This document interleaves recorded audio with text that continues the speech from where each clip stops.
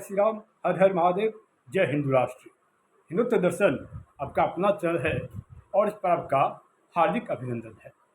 और मित्रों, आज का विषय यह है कि बारंबार यह सुनने को मिलता है कि आतंकवाद का मजहब से कोई संबंध नहीं है।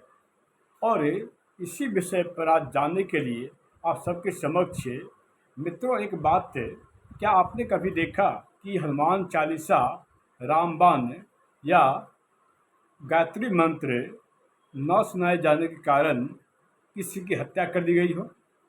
आपने ये जीवन भर में कभी सुना नहीं होगा, लेकिन यह अवश्य सुना होगा कि इस्लाम मजहब के मानने वालों के द्वारा कि कलमा न पढ़े जाने के कारण, आयत न बताए जाने के कारण किसी की गैर धर्म वालों की हत्या कर दी जाती है। इससे पहले बर्मा के रखाइन मतलब म्यांमार के रखाइन में भी आयत पूछा गया, और जब जिस व्यक्ति ने आयत बता दिया उसे तो छोड़ दिया गया, और जो भी आयत को बता नहीं पाए उनकी हत्या कर दी गई। ठीक इसी प्रकार पहलगांव में भी हुआ। जब उनसे कलमा पूछा गया और वो नहीं बता पाए तो इस पहलगाम में 27 हिंदुओं की हत्या कर दी गई। और प्राप्त जानकारी के अनुसार उसमें 2 यहूदी भी थे और 1 ईसाई भी थे। इन सब की हत्या कर दी गई। तो मित्रों, अब आप इसे समझ सकते हैं कि आतंकवाद का मजहब से संबंध है या नहीं। और अब आप स्वयं तय कर सकते हैं कि आतंकवाद का क्या मजहब है। और हमारे देश की राजनीति और नेता भी कैसे कैसे हैं। इशरत जहां इनकी बेटी होती है, लेकिन लव जिहाद में जो हमारी बहनों बेटियों के साथ थे अस्तित्व में हो चुका है, और जिन बहनों बेटियों की नृशंस निर्दयतापूर्वक हत्या कर दी गई, उनके संबंध में ये कभी कुछ नहीं बोलते। आपको याद होगा कि श्रद्धा वलकर की 35 टुकड़े में काटकर उनकी हत्या कर दी गई थी। ठीक इसी प्रकार झारखंड में रूबिका पहाड़न नाम की उस लड़की का 50 टुकड़े में काटकर उसकी हत्या कर दी गई थी। और एक और भी बहन के बारे में सुनने को प्राप्त हुआ कि उनके 32 टुकड़े कर दिए गए और उनकी निर्दयतापूर्वक हत्या कर दी गई। तो ऐसे नेताओं के लिए सब जहां तो उनकी बेटी हो जाती है, पर लव जिहाद में जो हमारी बहनों ने जान गंवाया, बेटियों ने जान गंवाया, उनकी ये कोई नहीं होती है। क्या इन्होंने कभी कहा कि लव जिहाद में मारी जाने वाली जो बच्चियां थी, बेटियां, बहनें थी, वो उनकी भी बहनें बेटियां थी? कभी नहीं। ठीक इसी प्रकार मॉब लिंचिंग में जब हमारे सनातनी भाइयों का निर्दयतापूर्वक नृशंस हत्या कर दिया गया, तभी ये जो भी आज ये राग अलाप रहे हैं और ये कहते हैं इशरत जहां उनकी बेटी थी, उनकी बेटी है, कभी उन्होंने ये नहीं कहा कि उस बॉम्ब लिंचिंग में मारे जाने वाले हमारे हिंदू भाई जो हैं वो हमारे पुत्र समान थे, बेटे समान थे, या बहन समान थी। तो मित्रों, यह कहा जाता है आजकल के तथाकथित लोकतंत्र के चैंपियन, ये लोकतंत्र के चैंपियन ऐसे लोग हैं कि जो अफजल गुरु का फांसी रुकवाने के लिए रात में 1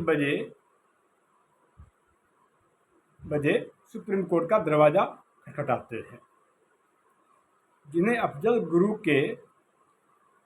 की फांसी रुकवाने वाले ऐसे लोग हैं जो कि अपने आप को लोकतंत्र के चैंपियन बताया करते हैं। इनके मुख से ये मुखारबिंद होता है कि आतंकवाद का कोई मजहब नहीं होता, जबकि कड़वा सत्य तो यह है कि अनेक अवसरों पर यह प्रमाणित हो चुका है कि आतंकवाद का मजहब से घनिष्ठ संबंध है। और इस बात के ज्वलंत उदाहरण कश्मीर के पहलगाम में 27 पर्यटकों का उनका धर्म पूछकर हत्या करने से, और इससे भी बड़ा घृणित कार्य कि उन सभी के पेंट उतार कर उनका परीक्षण करके उसके बाद उनकी हत्या कर दी गई। तो यह कहा जा सकता है आतंकवाद का मजहब से और मजहब का आतंकवाद से अन्योन्याश्रय संबंध है। जो भी तथाकथित लोकतंत्र के चैंपियन, जो अपने आप को संविधान के रक्षक, जो भी संविधान बचाओ की रैली निकालते हैं और संविधान बचाने की बात करते हैं, उनसे मेरे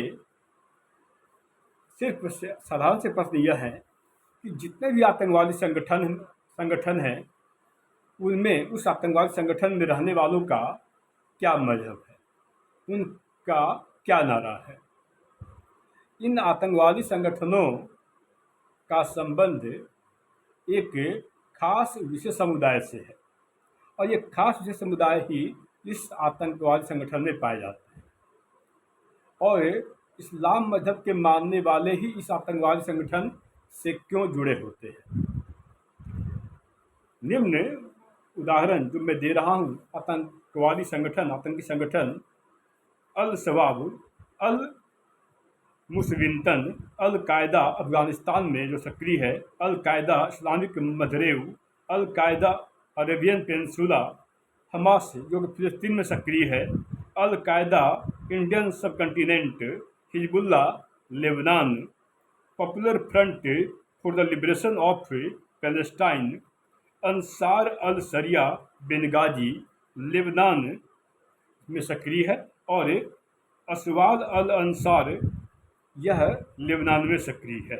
ISIS Iraq, ISIS Syria, ISIS कौकास, ISIS Yemen, ISIS Philippines, ISIS Algeria, Jund al Sham, इसका संबंध अफगानिस्तान से है। अल हरमैन फाउंडेशन, इसका संबंध सऊदी अरेबिया से है। बोको हराम, इसका संबंध अफ्रीका से है। मोरावितो, इसका संबंध लेबनान से है। और अल अब्दुल्लाह अज्जाम ब्रिगेड से, इसका संबंध भी लेबनान से है।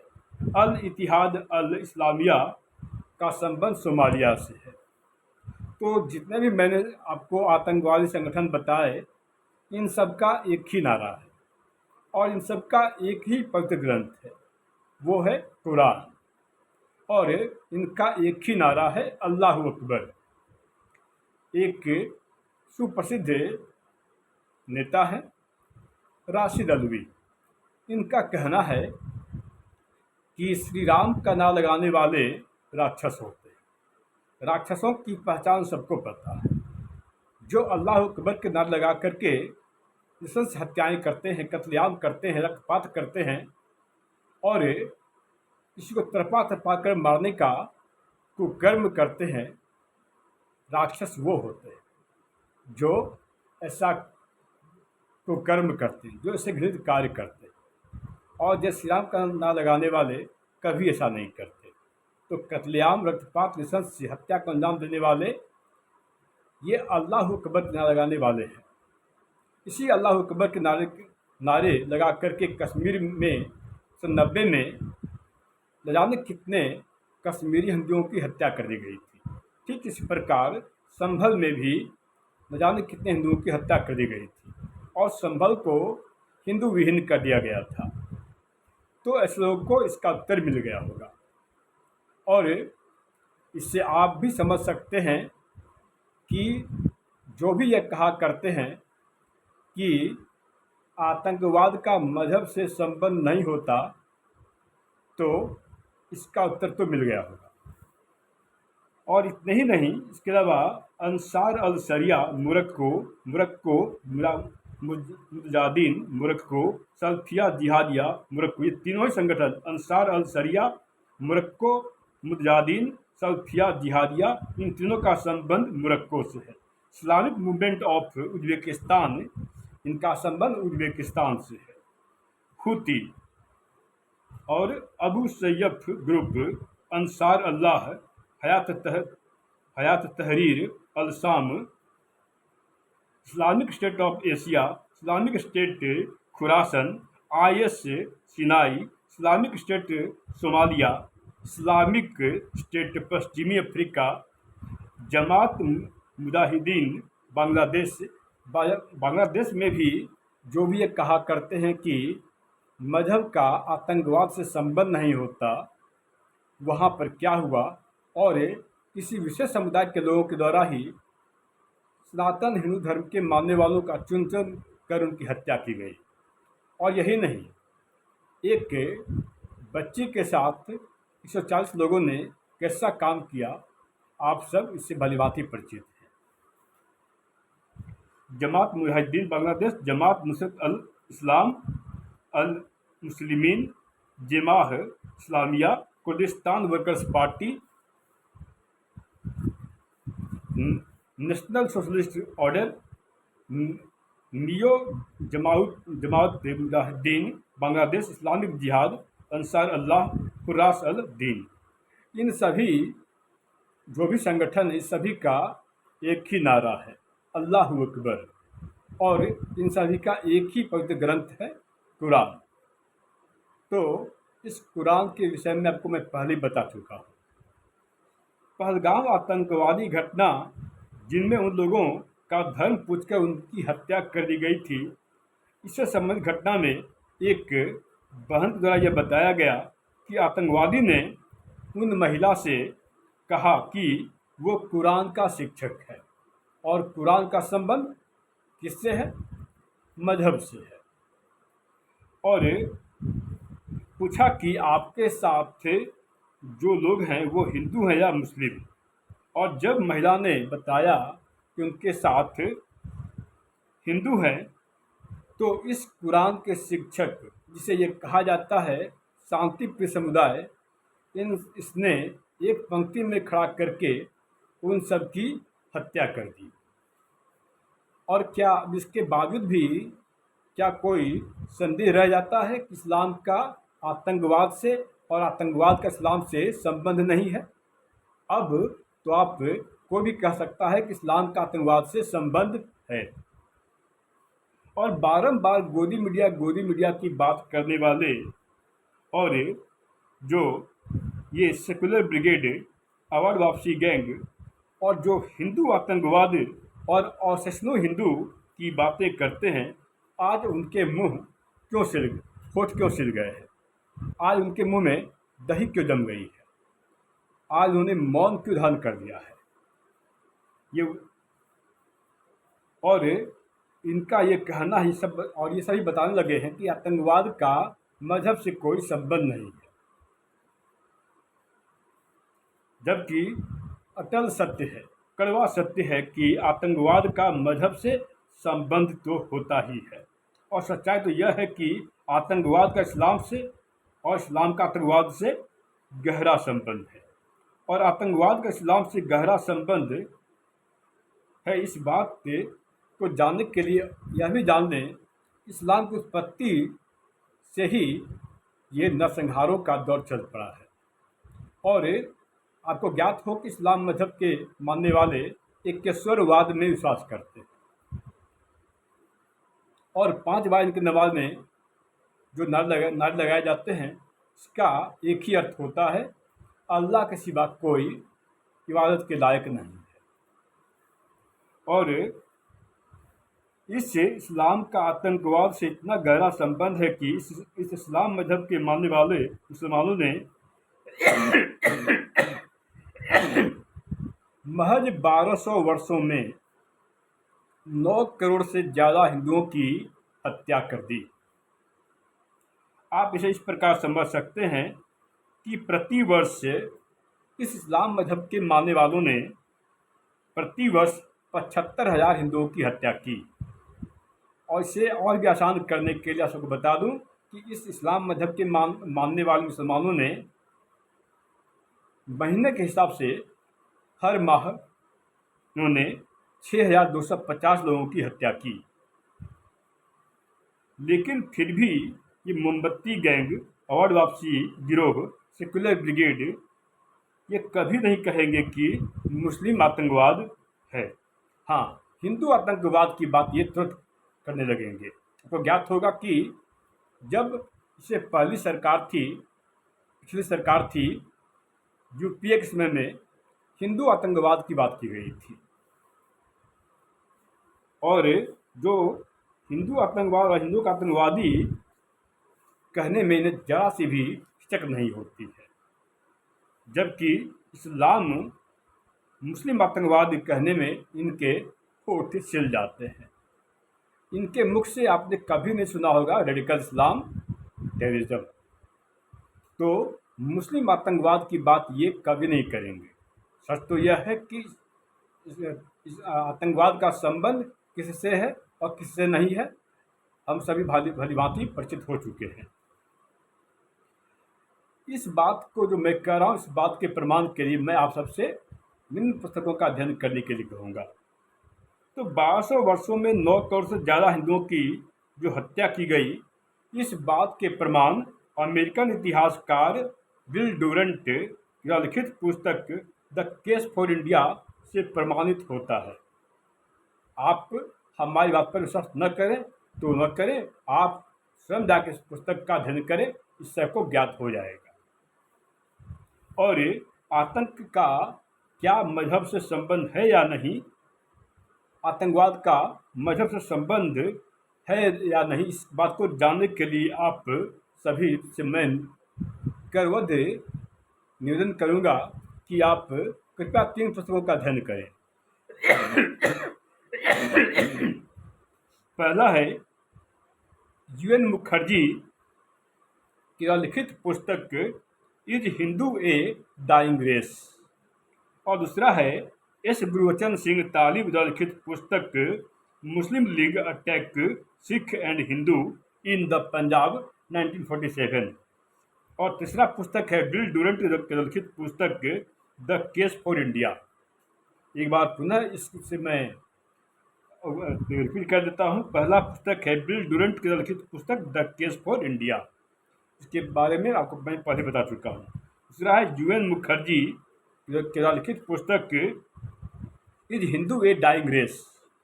UN मुखर्जी की लिखित पुस्तक का नाम है is Hindu a dying race, और इसके बाद तीसरा पुस्तक है S गुरुवचन सिंह तालिब की लिखित पुस्तक Muslim League attack Sikh and Hindu in the Punjab 1947। S Gurcharan Singh Talib लिखित पुस्तक का नाम है Muslim League attack Sikh and Hindu in the Punjab 1947। जो भी यह कह रहे हैं कि आतंकवाद का कोई मजहब से संबंध नहीं होता, आतंकवाद का मजहब से संबंध है या नहीं, जो भी ये कहा करते हैं कि आतंकवाद का मजहब से संबंध नहीं होता, उनसे मेरे ज्वलंत प्रश्न यह हैं कि अमरनाथ यात्रा जब होता है तो 80,000 सेनाओं की निगरानी में क्यों होता है, और अमरनाथ यात्रा में जो श्रद्धालु जाते हैं उनका संबंध धर्म से है, सनातन हिंदू धर्म वालों से है, और 80,000 सेना जो निगरानी में खड़ी रहती है, जो निगरानी करती है, किससे इनकी रक्षा करती है, किससे इनकी सुरक्षा करती है, किस वक्त ये हमारे 80,000 सेना जो इनकी सुरक्षा करते हैं, उनसे करते हैं जो ईश्वरवाद में विश्वास करते हैं, जिनके द्वारा ये कहा जाता है कि अल्लाह के सिवा कोई इबादत के लायक नहीं है, और जो अल्लाह के रसूल के अलावा किसी और को नहीं मानते हैं, जो पैगंबर को ही सिर्फ मानते हैं। इन्हीं के द्वारा अमरनाथ यात्रा के श्रद्धालुओं पर हत्या के प्रयास क्यों किया जाता है। कितनी बार अमरनाथ यात्रा पर आक्रमण हो चुका है, और तो जो भी ये कहा करते हैं उसमें मेरा प्रश्न यह है कि अमरनाथ यात्रा जब होती है तो 80,000 सेनाओं की निगरानी में क्यों होती है। और जो भी लोग ये बढ़ चढ़ कर कहा करते हैं कि मजहब का आतंकवाद से कोई संबंध नहीं होता, तो उरी हमला को अंजाम देने वाले कौन लोग थे, पुलवामा हमला को अंजाम देने वाले कौन लोग थे, अमरनाथ यात्रा पर हमला करने वाले कौन लोग थे, पठानकोट हमला को अंजाम देने वाले कौन लोग थे, कंधार IC 814 हाईजैक को अंजाम देने वाले कौन से लोग थे? एक घटना का जो मैं आप सबके समक्ष उल्लेख करना चाहता हूँ, उस घटना का संबंध बांग्लादेश से है। सन 2024 से अभी तक बांग्लादेश में क्या क्या चल रहा है, इस बात से शायद ही कोई अनजान हो, यानी हम सभी इस बात से परिचित हैं। तो बांग्लादेश के दिनाजपुर में प्रिंसिपल रहे भवेश चंद्र राय की निर्ममता से हत्या कर दी गई। वो इसलिए कर दी गई कि उन्होंने इस्लाम मज़हब को स्वीकार करने से मना कर दिया। और तो आप समझ सकते हैं कि मज़हब का आतंकवाद से संबंध है या नहीं। तमाम घटनाओं से प्रमाणित होता है कि आतंकवाद का सिर्फ मज़हब होता है और वो है इस्लाम। तो मित्रों, अब आप सभी का जो यह आग्रह था, जो मन में दुविधा थी, आप सब इस बात को भली भांति समझ गए होंगे। तब तक जय श्री राम, हर हर महादेव, जय हिंद राष्ट्र।